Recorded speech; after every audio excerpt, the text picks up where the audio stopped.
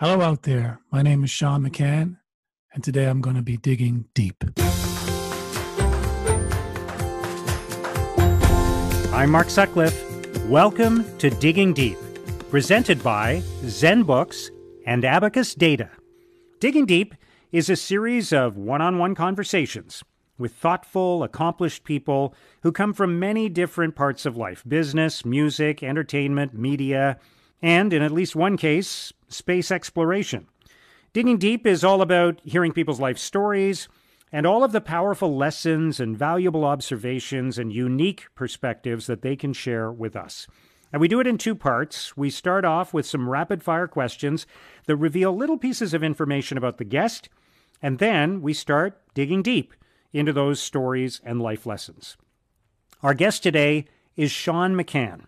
Séan is one of the founders of the iconic Canadian band Great Big Sea, but at the height of the band's success, Séan stepped away to address his addictions and resolve a secret from his past. We will get into exactly what happened.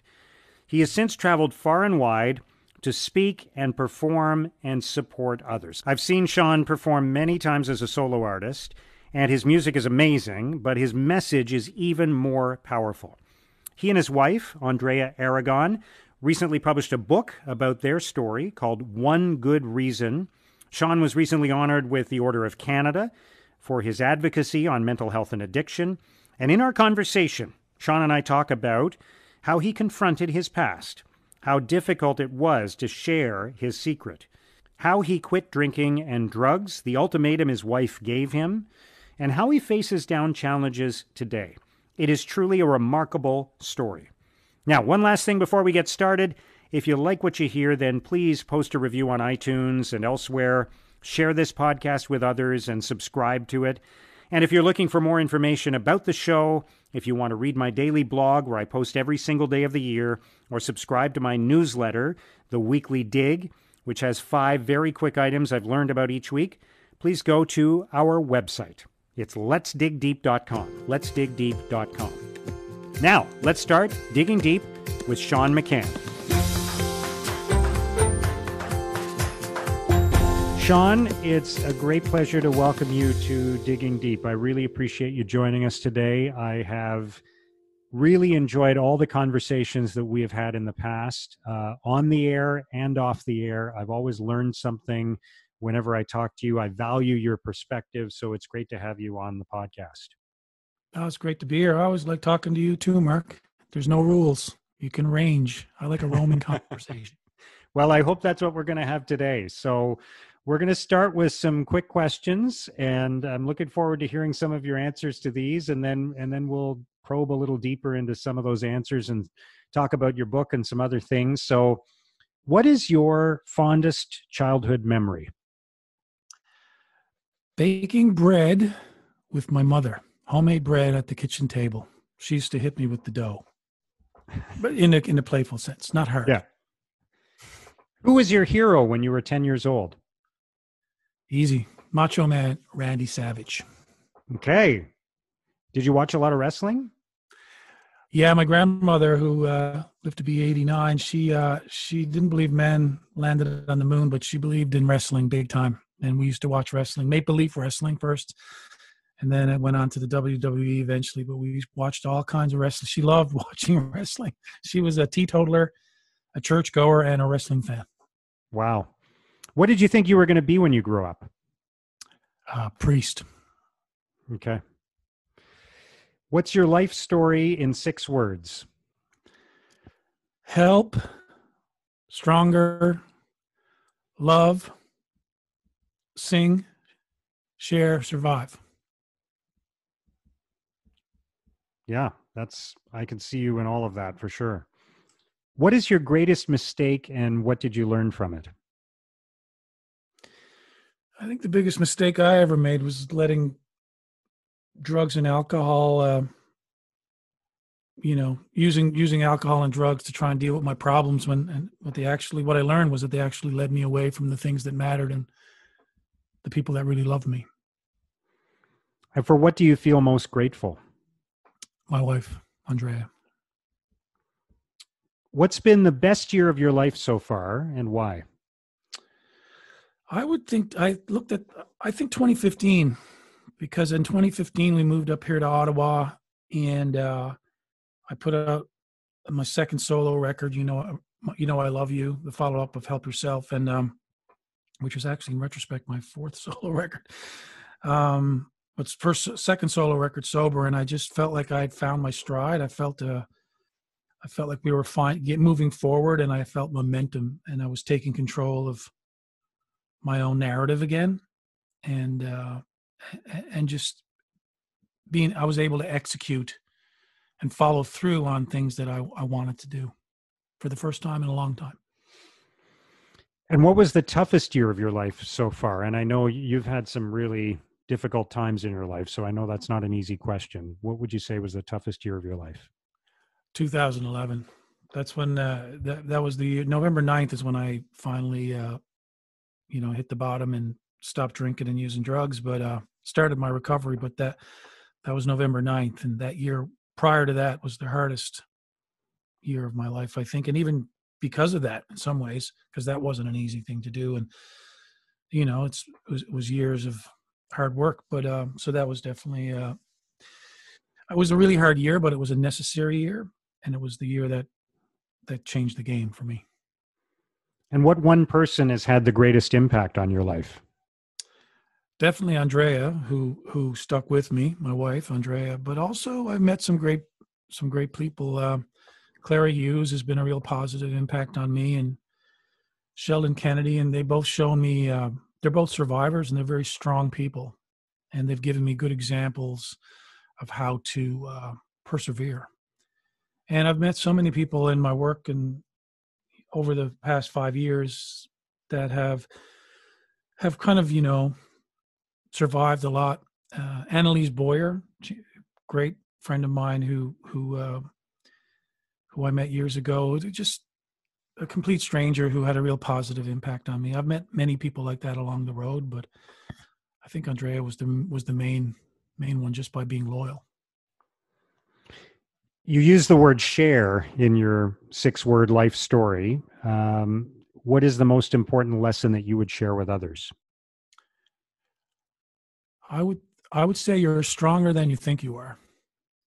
That was one of the big mistakes I made. I didn't think I was able to or strong enough to stand on my own 2 feet and deal with things, and that's not the case. I've learned for it without a doubt, and I'm not a Superman or anything like that. I'm just I just didn't think I didn't have faith in myself.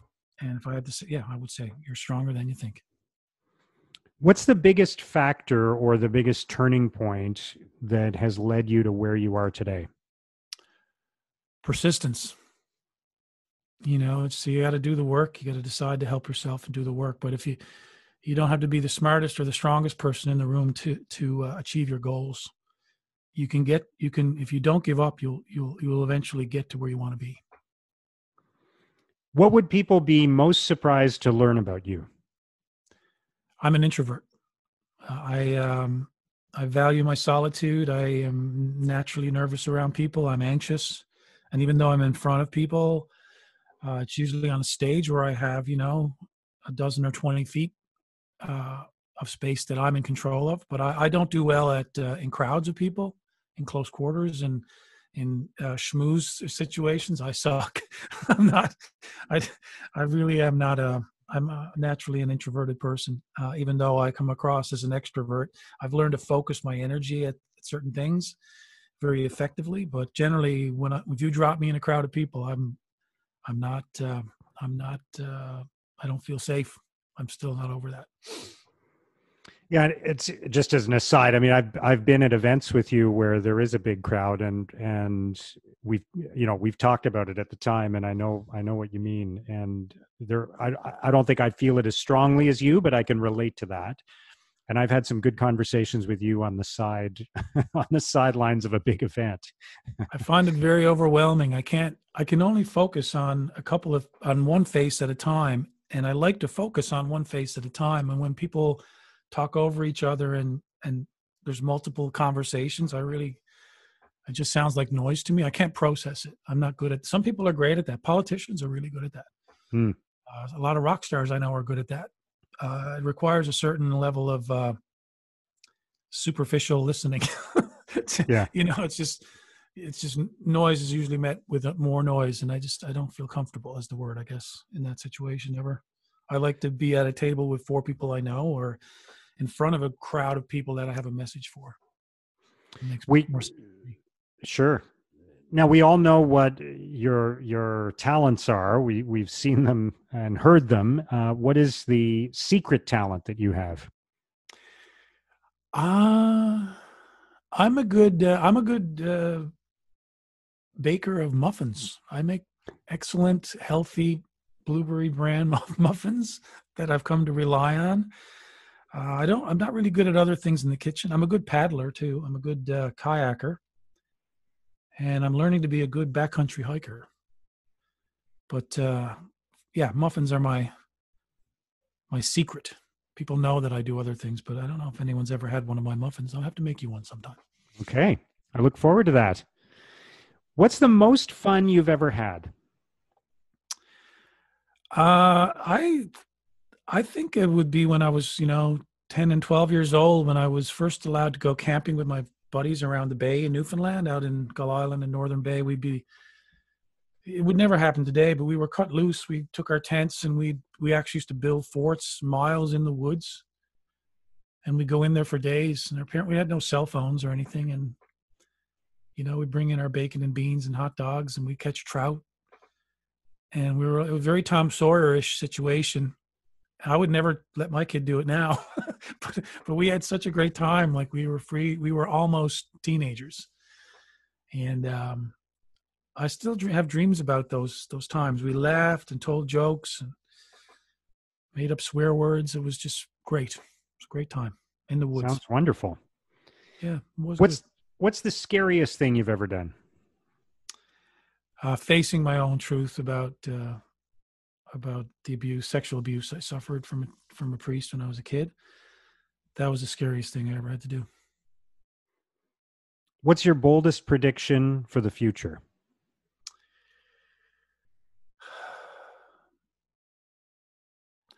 Hope. We're going to be fine. We're going to be okay. That's my bold prediction. We shouldn't give up, because we're going to be fine in the end. We always are. What would be the message of your commencement address if you were speaking to a group of students?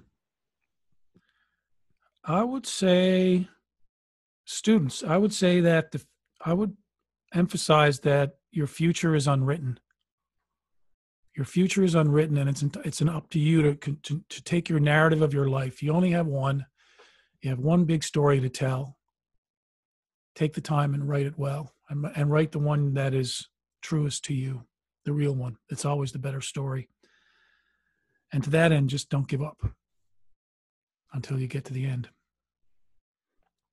And what book are you most likely to recommend to others, other than your own recently published book, of course? Yeah, I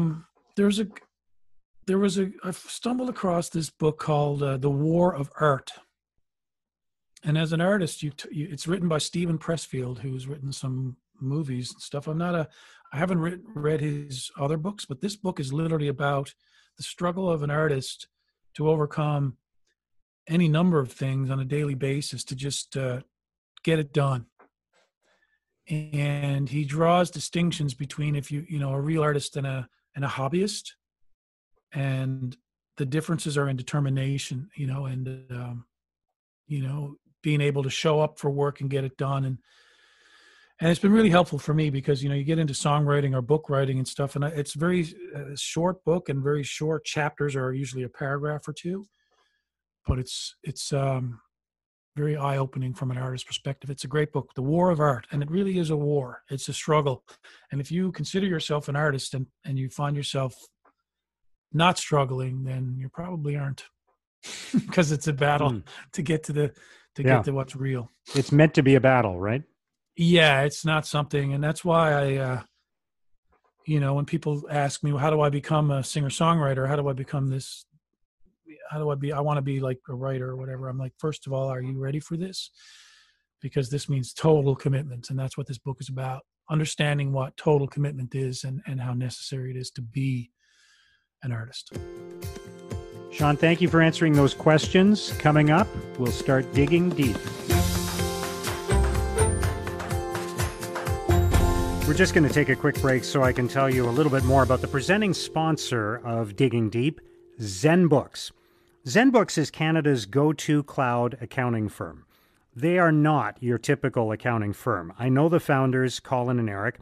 I've worked with them for several years. And here's why I think you should consider working with them too. First of all, they bring a fresh, unique, modern approach to what is a very old-fashioned industry. These guys were working remotely and in the cloud long before it became cool. ZenBooks also uses technology to your advantage. I think this is really important. They give you the tools and analysis you need to monitor your business in real time. That's so valuable right now when everything changes so quickly. Yes, they're a virtual accounting firm, but that doesn't mean they're offshore, and it doesn't mean they're inattentive. ZenBooks combines the efficiency and effectiveness of a cloud accounting service with all the benefits that you'd want from a trusted advisor, high-level advice, and strategic support. Now, here's what I think is going to happen if you work with ZenBooks. You'll probably start out taking advantage of their cutting-edge cloud accounting solutions, but in the long run, I think you'll stay with them because of their strategic guidance and problem solving. Among their core values, they specifically list being candid and proactive. Isn't that exactly what you want from a trusted advisor? Look, even if you're already working with an accountant or a bookkeeper, or you have some accounting staff on your team, I think you should still talk to ZenBooks and learn more about their tools and their expertise. Check out ZenBooks at zenbooks.ca. That's zenbooks.ca. Digging Deep is all about helping you make better decisions, and so is Abacus Data. Most leaders struggle to connect with and engage their audiences. Why is that? It's because they aren't sure how they think and feel and how they will react. Abacus Data can give you the strategic insights you need to make better decisions and to make them confidently. Here's a good example. A major national union was recently negotiating a new agreement for its thousands of members. This had the potential to be a very difficult process. There were many competing interests. So they brought in Abacus Data to conduct thorough and detailed research of their members to learn exactly where they stood, what they were thinking, what they wanted. And as a result, they were able to secure a strong new deal that was accepted overwhelmingly in a national vote.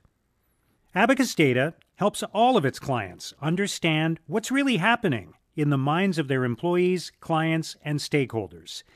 They help them avoid costly blind spots. And they're really good at what they do. In fact, Abacus Data was one of the most accurate pollsters in the 2019 Canadian federal election. Make the one decision that will improve all of your other decisions. Let Abacus Data help you move forward with confidence and clarity. Go to abacusdata.ca. That's abacusdata.ca. We are digging deep with Séan McCann. And Séan, I want to go back to what you described as the toughest year of your life, 2011, leading up to November 2011. Can you maybe just talk more about what was going on at that time and that big turning point in November of that year? Yeah, I was rapidly approaching rock bottom and eventually hit it on, November 9th was the day I put down my last drink.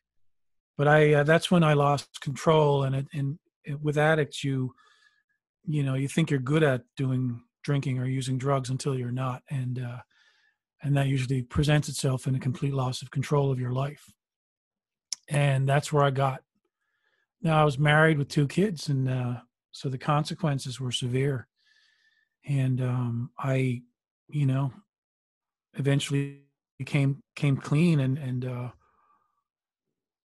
with Andrea and told her what was happening. And I'd been out on tour and had completely lost control.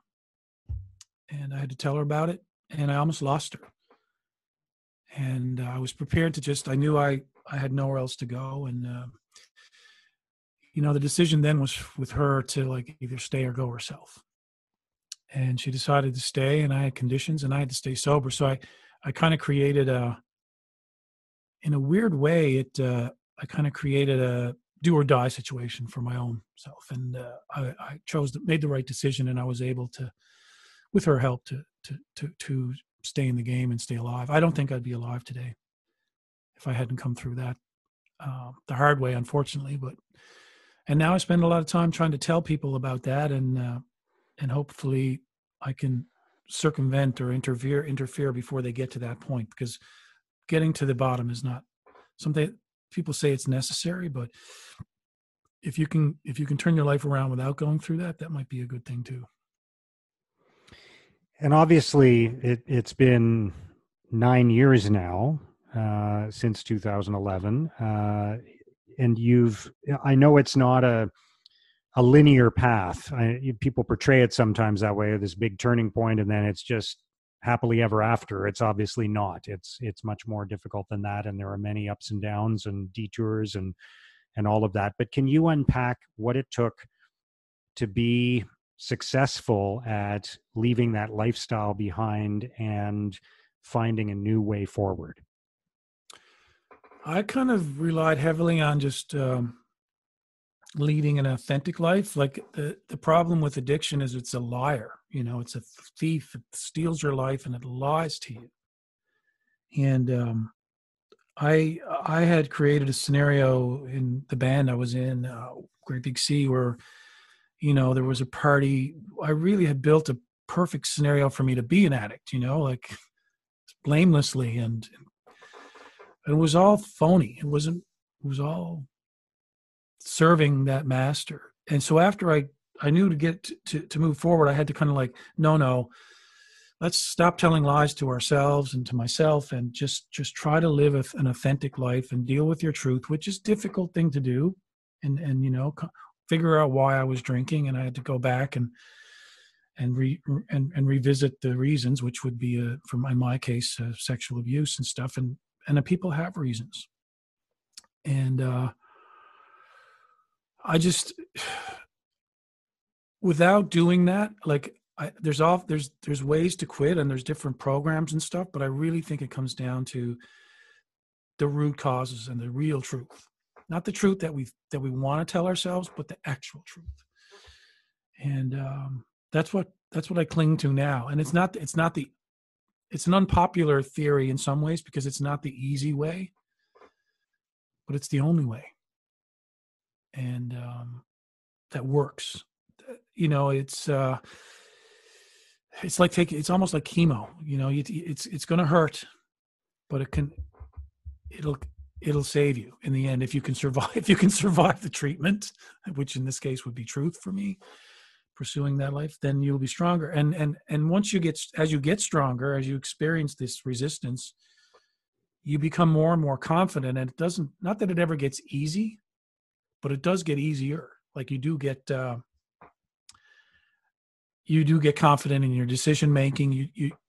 Right now I feel so strong. Like generally, I feel strong enough I know that I will be able to navigate problems without relying on alcohol and drugs, because I'm sober and I'm clear-minded and I'm motivated. And these are great tools to have in life in general, right? And this is what addiction steals from you. So that's how I got to where I am now, and it's day to day. I mean, you just said 9 years. It's shocking to me, because all this sometimes it feels like last week, but it'll be almost a decade, and that means something. 9 years sober, that's a big deal. That is a big deal. That I don't have to, after 2 years, or maybe 3 years, I didn't even think about it anymore. Like you do grow, you do get stronger, and it does get easier. Can you describe what that lifestyle was like? You're with this incredibly popular band. You're on stage in front of thousands of adoring fans. You're traveling, you're partying.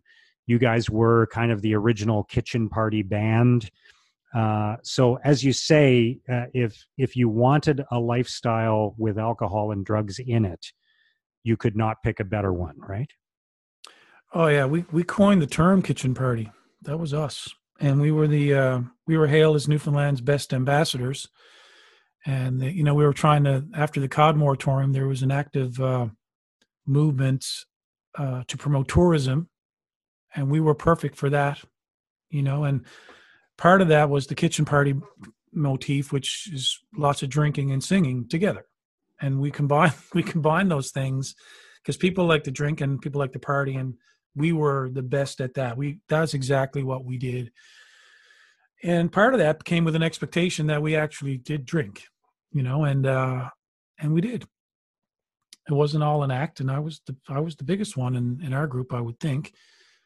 Probably not by a whole lot, but I was the shanty man was my character, and there was certainly no taboo. Everyone wanted to have a drink with us, which meant everyone wanted us to have a drink in the first place. So it was just, a lot of expectation, and in St. John's, I mean, that is that's the brand that the city of St. John's has. It's a stereotype, but it's not undeserved. It's been lived up to. It's definitely like the New Orleans or the Las Vegas of Canada. And so when I quit drinking, I really actually had to, I had to leave the city. Just because I changed didn't mean that the culture of the town was going to change. So I had to seek more sober grounds. Not that Ottawa is the most sober town in the world, but it gave me some more space, and there was less expectation on me. I could blend in. I wasn't the guy from Great Big Sea, so let's buy him a drink. Yeah, and let's drink one with him, or 10. Yeah, there would be so many things that would just keep reinforcing that environment, right? And just putting more and more drinks in front of you, basically, right? The world was putting drinks in front of you in your old life. Yeah, and again, it was. I don't blame anyone else. It was by design. I mean, I was an architect in the construction of this scenario. I wanted this to be this way, and was successful in getting there. But yeah, it was. As an alcoholic, Great Big Sea was like winning the lottery. Like that was an incredibly, even our set list. I mean, the songs were literally about drinking. And we'd be out in the crowd, everyone raise your glasses and take a drink. We sold more booze at our events. Promoters loved us because they would make so much money on the bar. And, we quickly got savvy and took a percentage of that. We weren't passive. We were active participants in the accumulation of the marketing of it all. And it was premeditated, and it was marketing. We were pretty good at that. The problem was it wasn't necessarily a healthy product, especially for an alcoholic to be selling. Now, so much of your story is about what we just talked about, the fact that you were an alcoholic in a drinking band, basically, right? But are you able to separate that part out and look at the Great Big Sea experience aside from that? And what, it's been a while now. What reflections do you have? What memories do you have about being part of this wildly popular band? I think my fond memories are at the beginning when we were all kind of pulling the same way. There was a real, you have the context where we came out of the cod moratorium in 92. That was the end of Newfoundland. So we were all looking, there was a real out migration, and we were proud Newfoundlanders, and we literally tried to, and we wanted to play music. We made these decisions. We've decided to pursue our life passion as opposed to, find a job that we had to do to survive. And we had the tenacity and the wherewithal to actually make that a reality. So I was really kind of proud of that. And I mean, it was pretty, we weren't the best musicians or songwriters in St. John's, not even close. We were just the most tenacious. And I think we were a little bit smarter than a lot too, in so far as business and stuff like that. But I do remember fondly those initial days when we were younger and all focused on the same thing. But as time went on and addictions and issues became more and more prevalent and business became more cutthroat, I mean, I feel we really lost our way after, before we hit halfway. I certainly did.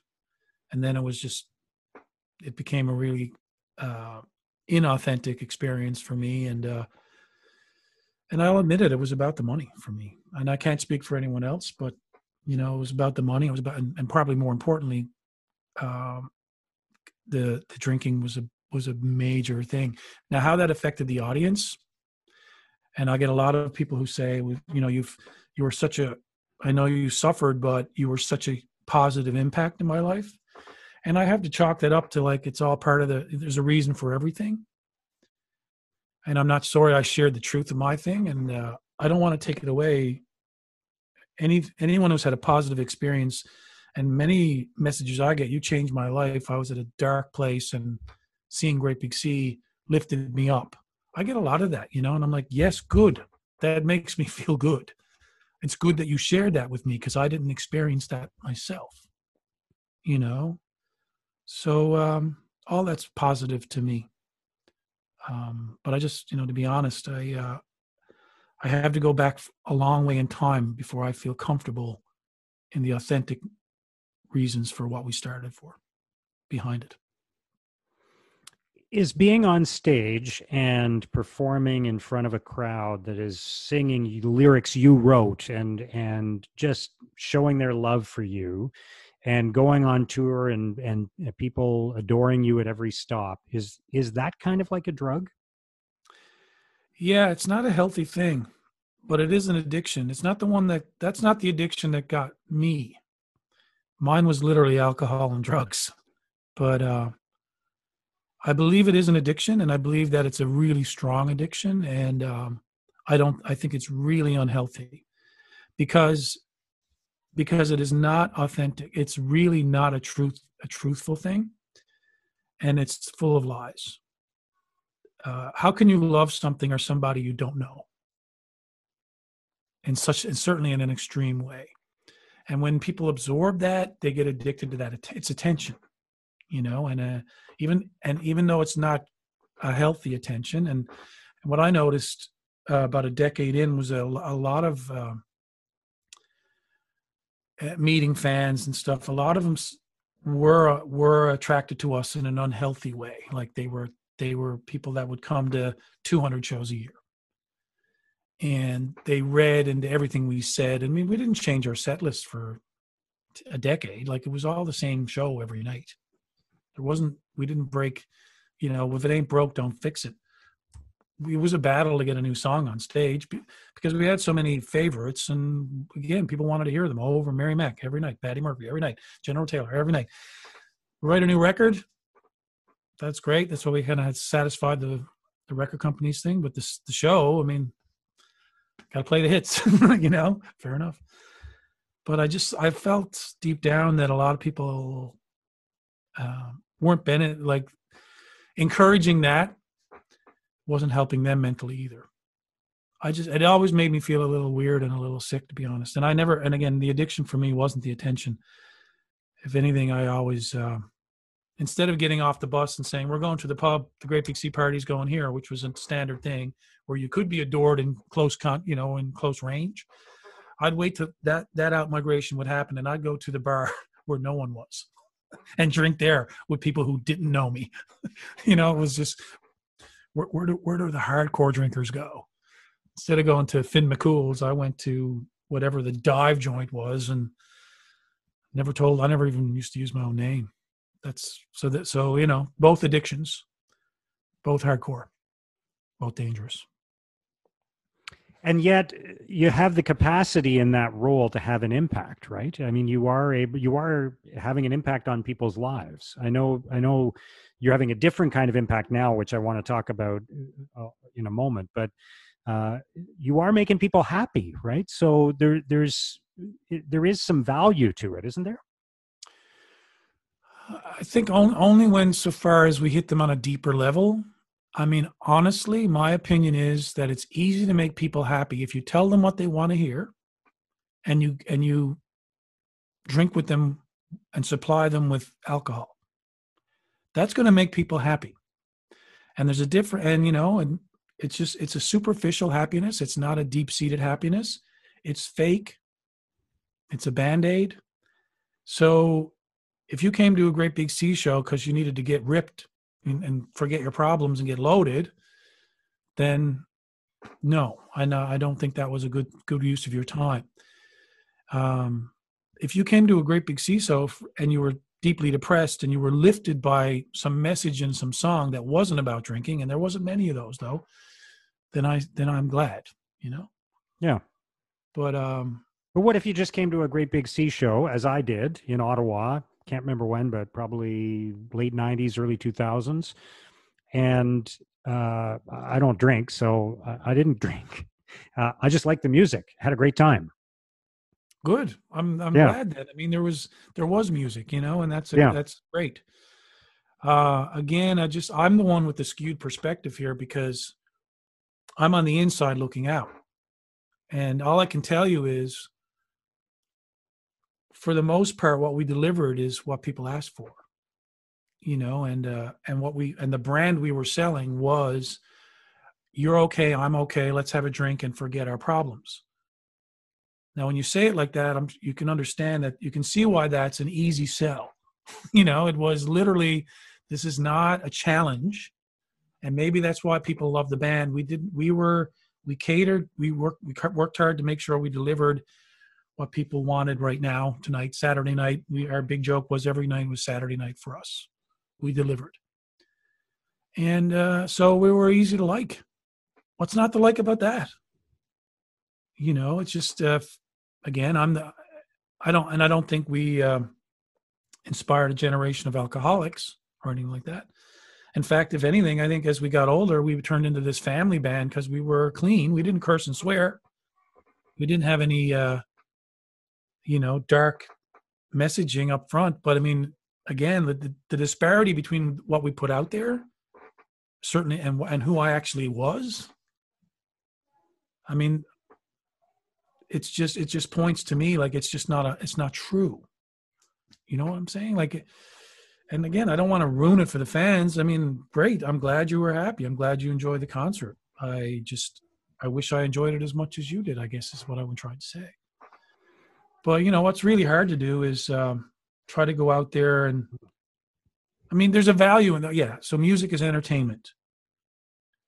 I guess if that's what you're at. Yeah. We know how we were good entertainers, and we could entertain any crowd, and we successfully entertained you. And I guess what I needed was something deeper.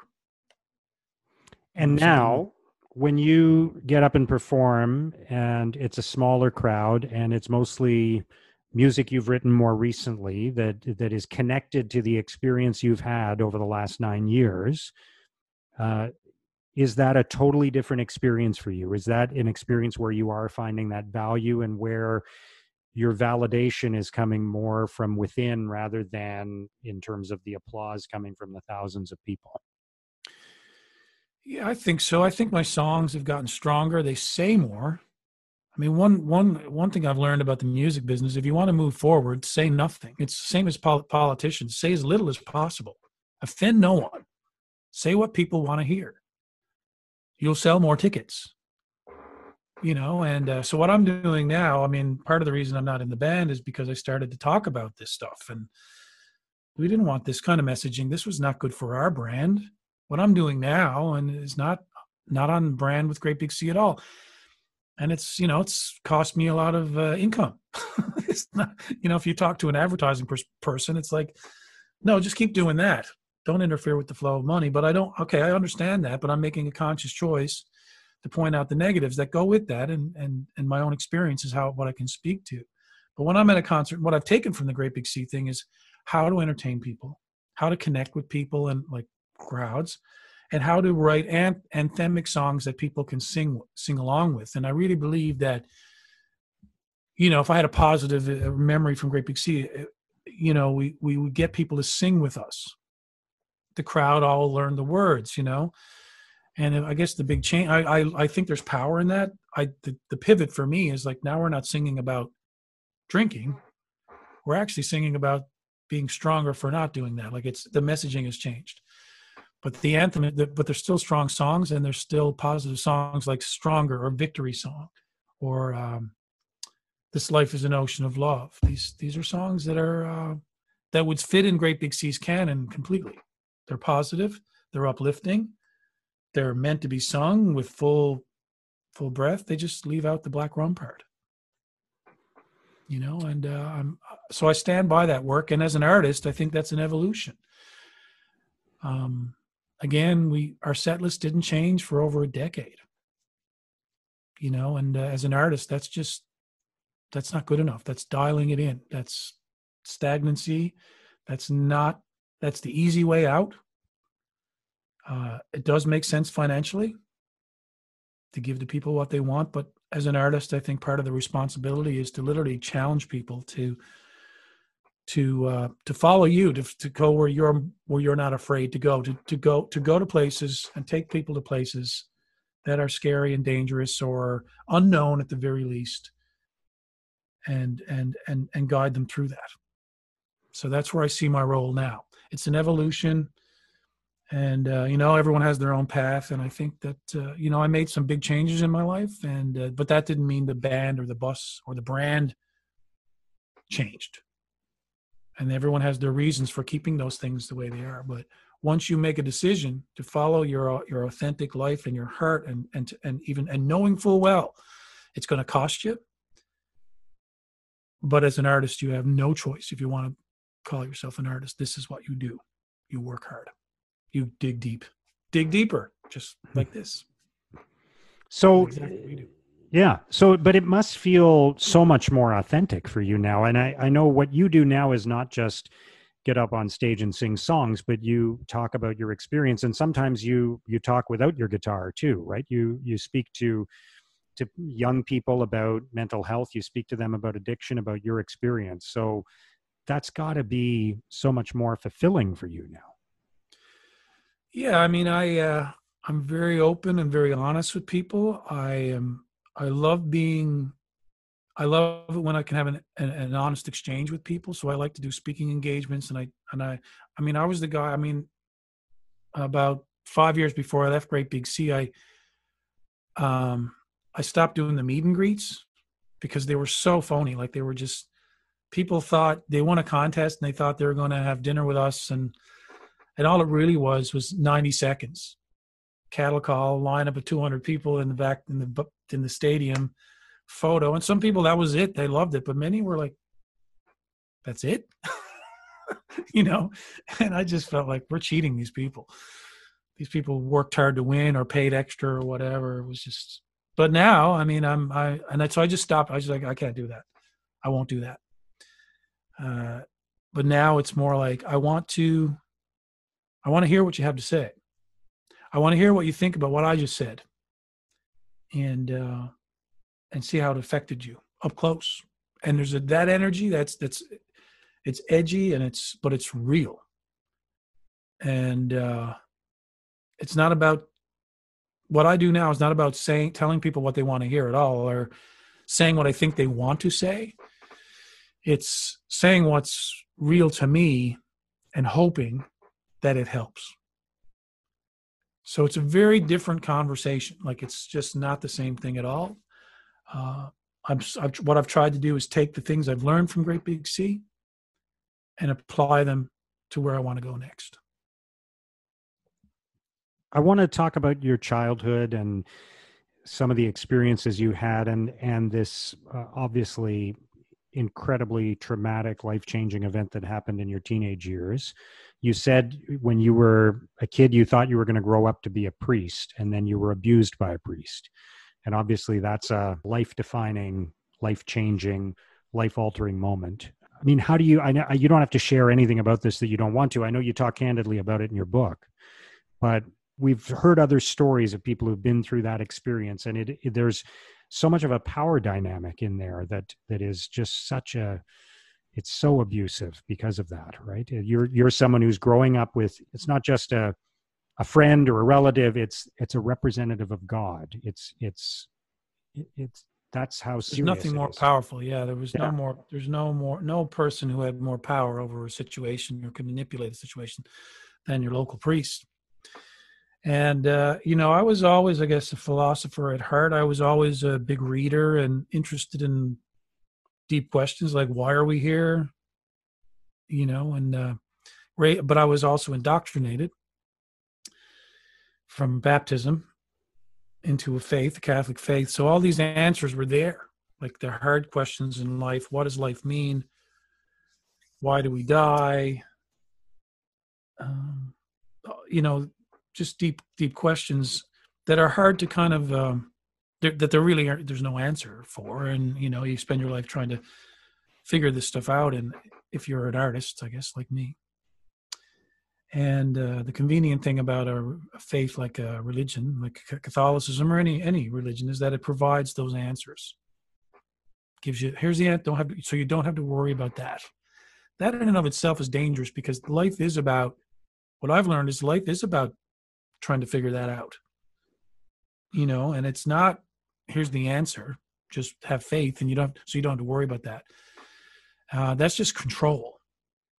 And so anyway, I was raised to believe that being a priest in my time was equivalent to being a doctor or a lawyer, or, lawyers have gone up and down, but it was a powerful position of power that was higher minded. Vocation was the word they used for it. But it was, if you had a priest in the family, then that was a good thing. That spoke highly of your family. It was something to be proud of. Things have changed quite a bit, but that's the environment I was in. And that's the environment that this priest was able to exploit. And it also, my parents had been still indoctrinated their whole lives. And they were, brainwashed into thinking that a priest is a priest and would never do anything wrong, and always had our best interests in mind, and was completely trustworthy. And, they have divine power. They were seen as beyond human. So it was a perfect place for a pedophile to get a job, and still is today. So, that's what happened. That's how it happened. And then I was, manipulated and sexually exploited by one. And, the trauma was immense, and carried the secret around for 30 years, and almost drank myself to death to not deal with that truth. And so that's why I believe if I hadn't finally did the work, which is hard to deal with the many issues that you deal with then, from betrayal to faith-based, what you believe, protection, parental, just so many things were just too much for a teenager to deal with, certainly. And, that really just, my ambition in life was handed back to me on a really, really difficult way. And it just sent me on this other path. I obviously didn't become a priest, but I became addicted, that's for sure. And I just, the biggest thing about it all was so much the fit, but the emotional problems that caused me, and the time, like the 35 years of not being sober and not being present and not being clear and making bad decisions and just deferring, dealing with it, and being generally unhappy. It's a long part of your life to try to get over, So that's why I work so hard now to make the most of every day, clearly. Now, there's facing your own truth and dealing with it, and then there's sharing it publicly. Those are two different things. What went into the decision to share your story publicly, and what has that been like? Because that's obviously pretty scary on its own. Yeah, I have compassion for people who are addicts, and certainly people who have suffered trauma and stuff, sexual or otherwise. People who are in a state of emotional trauma, because I understand that. And I've learned that it helps people. People internalize this stuff, which does a lot more damage. And I know that process too. So I guess I've learned a few things. And one of the things is it really helps other people when you tell your story to them and share that with them, because they see that it can be done. Like it encourages them to kind of start to face their own truths, and it can be done without destruction.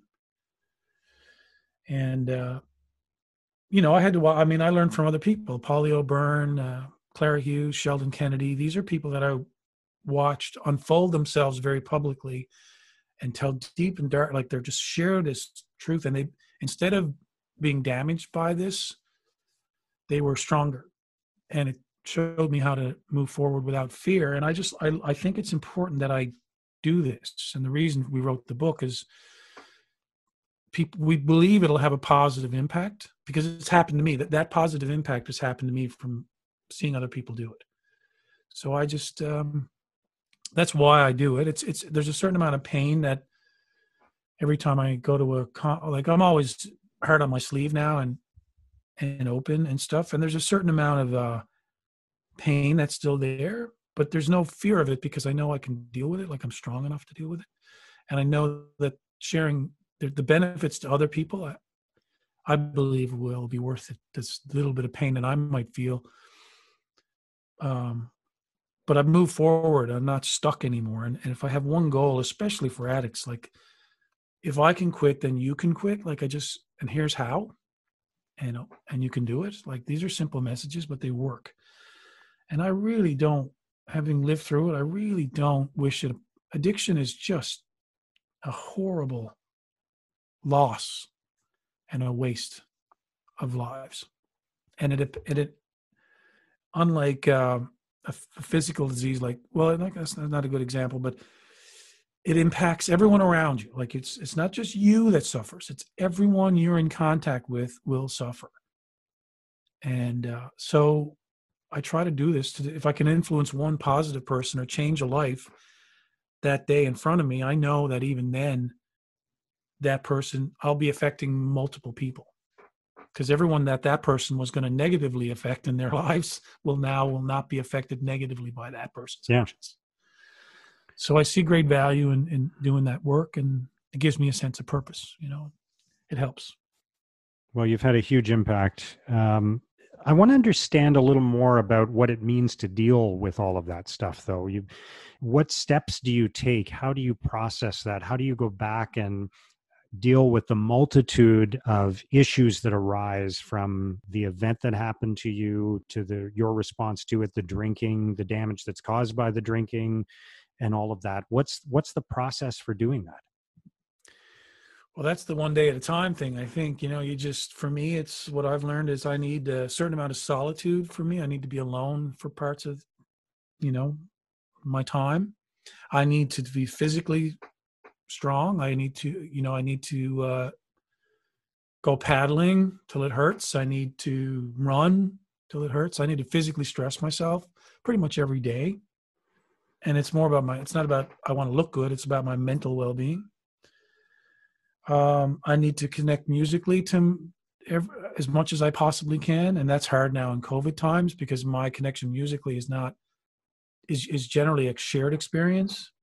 But it's literally a daily thing. I don't think of it in any kind of I don't get up every day and reflect on the 30 years or the 9 years.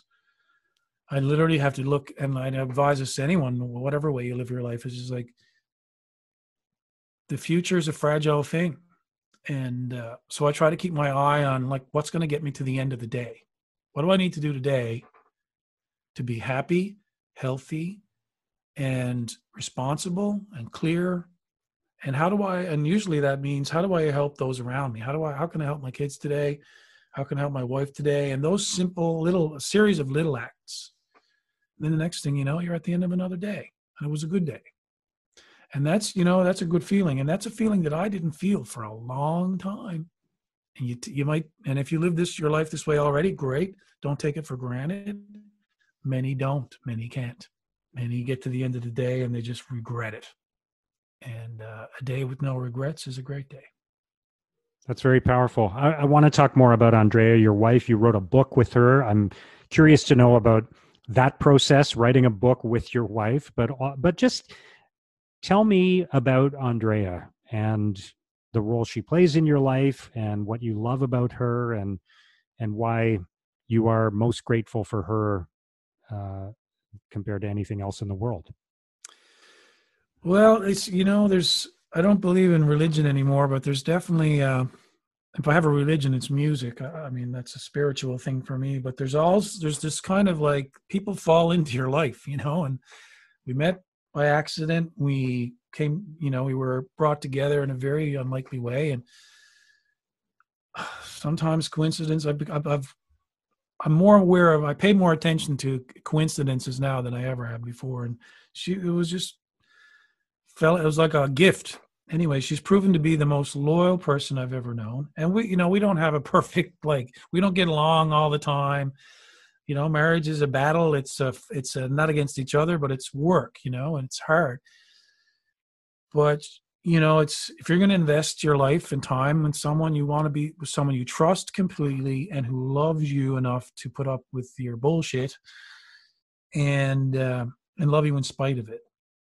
So I was lucky enough to have, and sensible enough to realize that I'd finally found this person who was going to stick with me, and help and not abandon me. And I've met lots of people who wouldn't, and I don't even blame them. It's just most people wouldn't do that. So I got lucky, and I'm really grateful for that. And you know what? She just, her presence. I mean, I obviously love her, but that means so much when and I don't want to, my relationships have never been solid. Like, I don't trust people. So to find someone I do trust, it probably means a lot more. And I've had, even the places where I thought I had support and trust, I didn't, and it's been a thing in my life. So, yeah, she carries a lot of weight, and I don't think I'd be here without her, and she's very brave person, very strong person. So, yeah, I whatever strength I do have, I take a lot of it from her, and it's just great comfort to have that kind of a partner in life. She's also very pretty. She is. Yeah. You're a lovely couple. Yeah, she's a great cook, and she gets mad at me every day for a little bit, but I can usually, talk my way out of it or do what she needs to be done.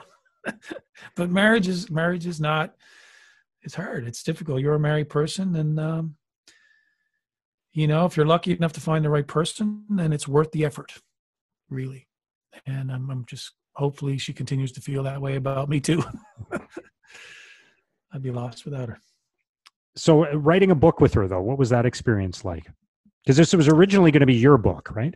Yeah, I wrote a book for about a year, and it was really hard because of what it was about. And, I fought it. I put it off for a year, and then I wrote it and put it down. But I finally got a book written and publishing deal in place and everything. And it just didn't, that's a good book, but it just didn't feel, it felt to me rather one-sided in certain ways. It just didn't feel complete, even though I'd said everything, and then Andrea showed me she was always keeping journals in real time from the time she was a teenager and had her own issues and stuff. And some of the events that I detailed as best I could in the book and as honestly as I could, she had real-time experiences. She was the other person in the room and the other stakeholder at the table, and so I read those excerpts, and while they didn't describe me, they certainly didn't put me in a great light. They were painfully honest, and I felt they were important. And it really spoke to the impact of addiction on the people who surround the addict, the families, the wives, the children. And, if I figured if I'm going to write one book in my life, I want to write it all. And I just wasn't capable. A lot of the stuff I just honestly didn't remember. And there's a natural tendency to kind of like protect your own, yourself. You don't want to, sometimes you hold back some of the truth because it doesn't make you look that good. But when I read it, I realized, okay, no, that really makes me look really bad, but I think it's important people really see who that is, and so we tried to write it again and incorporate. She started to finish those pieces, and then it became, a kind of a 50-50 book. And the publishers had a really hard time because they don't have books that are in two voices like that. and we lost some deals. Big, the bigger publishing houses were just, no, we can't. We don't have experience with this. We can't guarantee this will be a bestseller. That was literally the quote. So eventually, we were able to find a publisher who let us do what we really wanted to do, and that's tell the whole story, which includes her. So the impact, we believe, will be felt, and we've got so much positive feedback. Even this, it's not a typical read, but it's more of a conversation. But it is real. It is super real, and the reality is, Andrea has had her own issues that she's able to speak to growing up. And it really was an eye-opener. It helped me understand why we're attracted to each other and why we complement each other so well. So it had an impact immediately on our own relationship. And but people like addicts don't live in vacuums. They live in families and in relationships. And this is the story of a relationship that deals with the serious problem of addiction and mental health. And I think it has more potential to help more people. I think it's a better book. It's far more interesting to me. So we stuck by our guns, and I'm glad we did. And I from the feedback we're getting, it really, people notice that it is in two voices, and it stands out for that in a positive way, I think. So I want to ask you about writing a song, because that is a process that I don't understand. There are lots of things in life that I'm not good at, but I can see the steps you would take in order to accomplish that task, like building a chair, for example. You put the pieces together, you use a hammer and nails, all of that.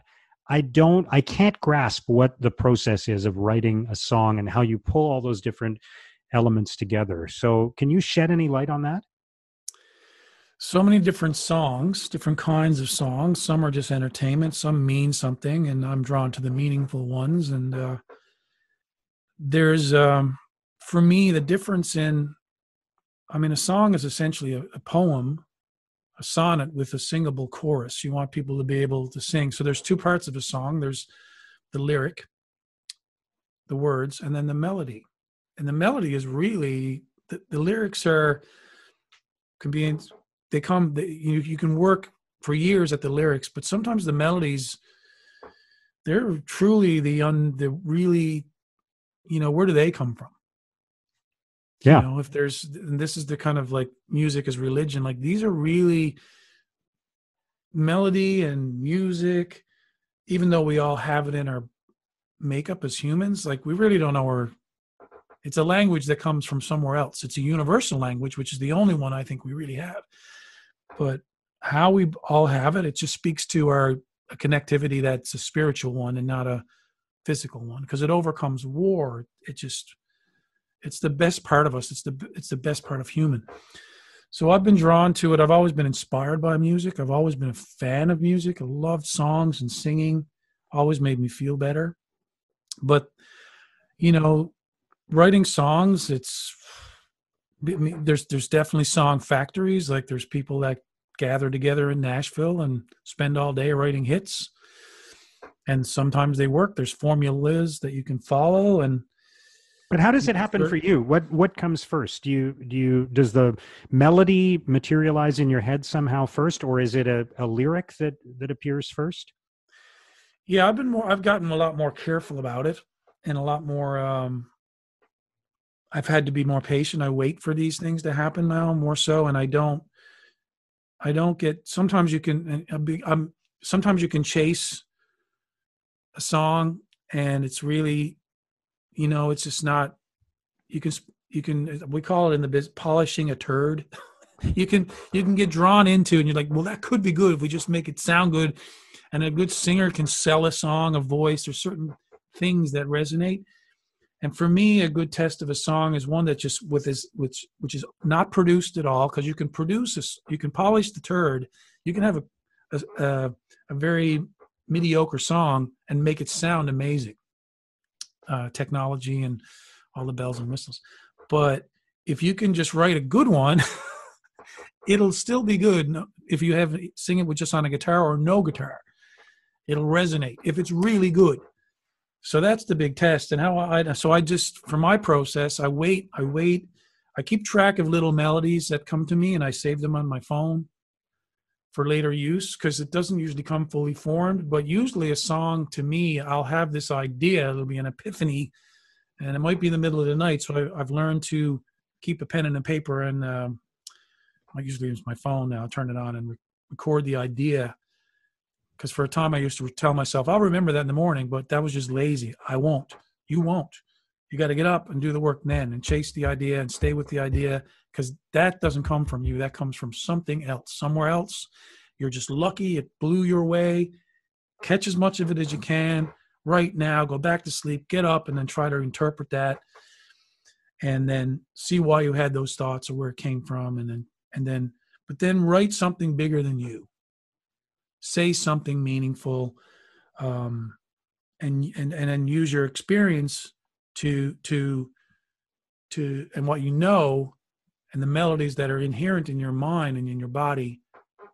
Use those tools that you developed over, in my case, 35 years, to write this sonnet, this thing, this piece, this 2 minutes or 3 minutes. And for me, the goal is always to hit you right here, and just, it's got to hit you. So for me, the focus is probably pivoted in the last 10 years to got to get people here, not anywhere else, but really.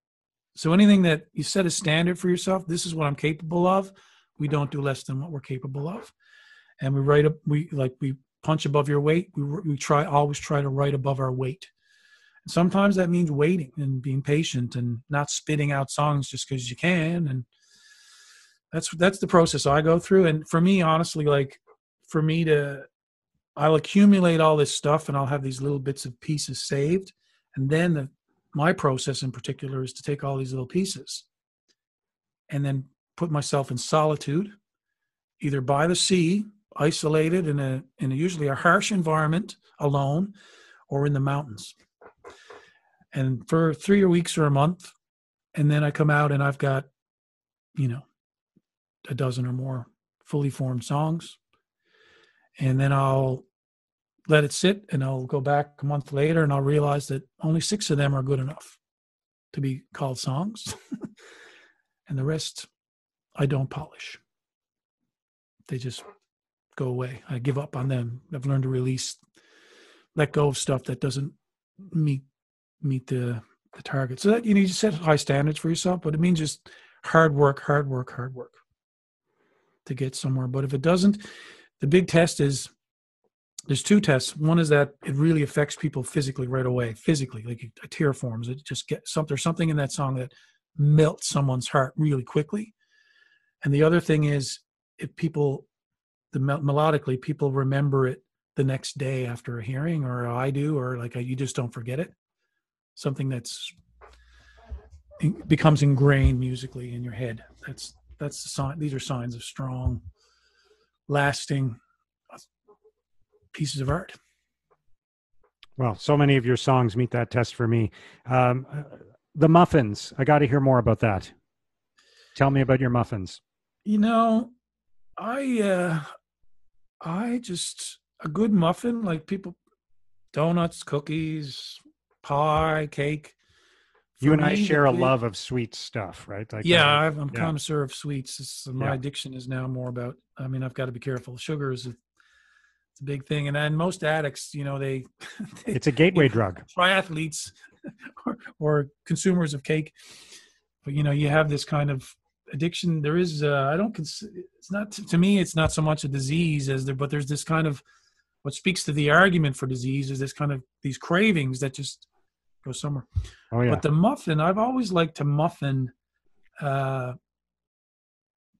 tops especially. I like to toast them with butter on them. But a good muffin, a well-made muffin, is better than any kind of cake or donut or anything like that. And I've learned to make them healthy. So I make these bran, coconut, blueberry, nutty. They're a meal. They're a breakfast. They're a dessert. They're everything. They're, and I've come to the point, like if I go camping, I make sure I have these muffins because they're an all-purpose food. They're a staple. They're a staple. They're more than cereal. I don't put protein powder and stuff in them, but they could keep you going for a long time. And it's just, I don't know, it's really satisfying. There's something, and you make them yourself, and it just feels really good. So I'm a big fan of the muffin. I don't know why muffins haven't taken on, like, you go, and maybe they have. But I don't enjoy. There's not many muffins I've bought that I really liked. You got to kind of. There's a lot of bad muffins out there. The world needs good muffins. It's comfort food. It's really good. It's dessert with good stuff in it. At least when you make them. Yeah. You got to make it. It's got to have good stuff in it, and it's got to be like. But you eat a good muffin, and you have a good morning because of it. I'm also a big crazy for coffee as well. So. Okay. Caffeine. You said the most important lesson that you'd share with others is you're stronger than you think you are. Tell me more about that. One of the things the biggest hurdle to overcoming addiction or trauma and stuff is people think I'm not strong enough. I can't do that. And I believed that for a long time. I couldn't. I couldn't face my truth. I can't. It's just something I am unable to do. I won't survive that. And the reality is I've come to learn that people have different levels of strength and might take some people's longer than others, but we all have a core strength, and it's, generally speaking, we're able to do more than we think. We naturally avoid pain and hard work and suffering, but it's just we're lazy, or we try to avoid those things. But those are the things. Resistance and struggle. This is the process. This is exactly how we get strong. So once we get over we don't like that. That makes us feel bad, or it's like running. Like, you're a runner, so you do it. It's going to hurt a bit, but you feel better at the end, right? So you just got to get people to that point. It's literally that simple. Resistance is how we grow. Resistance is get stronger, and it's essential. It's just you just got to get over, and we believe that we can't, and we can. It's a lot harder to. I'm trying to think of a good example. This is probably a bad example, but people are tough. Like, from what I've learned from watching mafia shows and movies, it's really hard. It's really hard to actually kill somebody. That's how tough we are. This might sound dark, but if you look at like Goodfellas and stuff, like, you have to dispose of the body. There's a lot of work, right? But the same kind of corollary applies. You can do more than you think, and you will be able to do it. And I find that, and here's another kind of example. I was out hiking with my friend Clara Hughes, and across the Arizona desert. And I'm tough. Like, I've lived through a lot, so I'm tougher. And this is part of my messaging. Like, you get tough by living through stuff. Don't be afraid of it. Embrace it. Be tough. So I'm out there, and we decided we got to hike our gear. So we put half the gear, have 2 backpacks is all we have. We didn't even use tents. We slept under the sky. We had a tarp in case it rained. Literally on the ground. Beautiful time. Great time. But the hard part was going up over these mountains in the heat with these 50-pound packs on our back. So really physically demanding. And she's a 6-time Olympian. So we decided we'd share the weight. So day 3, I picked up her pack. And her pack was substantially heavier than mine. Right? And I said, Clara, this is not fair. Come on. Like, I'm a big, strong fella. I can do that. And she said to me, Sean, this is your first long hike. And I know you're tough and you're strong, but I am an Olympic-trained endurance athlete. I have trained my whole life to be strong. And no offense, but I'm better at this and I'm stronger than you are right now. My goal is for you to survive this so you'll be strong enough to do it. But trust me, and I had to accept that, right? But the point is, she'd gotten stronger and stronger and stronger by pushing herself over and over again our entire life. And that's what life is to me. That's how you progress. You encounter resistance. There's two things you can do: run away from it, which is what 99% of people do, unfortunately, or dig in and say, thank you very much. This is awesome. This is an opportunity for me to be strong. And it's just a little shift in mentality. But imagine if everybody embraced resistance and difficulty with enthusiasm as opposed to fear. Just imagine how we'd all be superhuman. We'd all be like Olympians. It's within us. We're capable of it. And my kids, I go paddling all the time. My kids won't go with me anymore. It's like, no, because we'll get into wind and weather, and they're like, and they'll complain because it's difficult, and which is natural. And I'll always say, I'm just so grateful that this is so hard today, because the gift of resistance is going to make us so much stronger. And they do not like it when I say that. They're like, you're crazy. And maybe I am, but the logic weighs out, and even if you're training in a gym, resistance training makes your muscles stronger. The same applies emotionally. You just got to be ready to go. I mean, if you need a personal trainer to do it, then so be it, find it.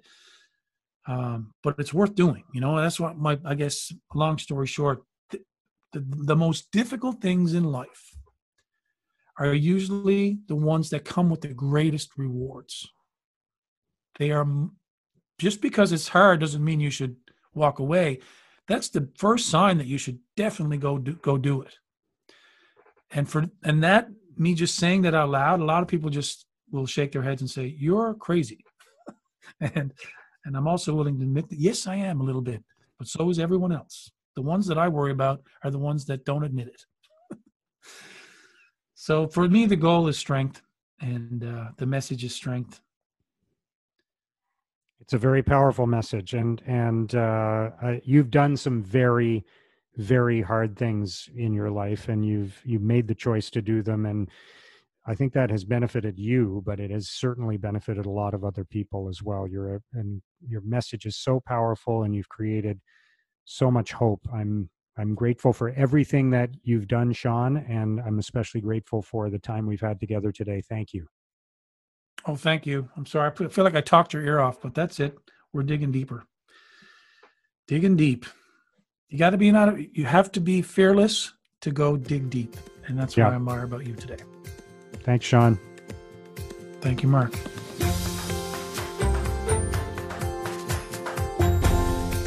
I'm very grateful to Séan McCann for his candor and how much of his life story he has shared so that other people can benefit from it. I think it's really generous of him to be so raw and honest. And something I'm going to take away from our conversation is just hearing him talk about his relationship with his wife, Andrea, how much trust and loyalty matter to them. Once again, thank you to Sean for joining us on Digging Deep.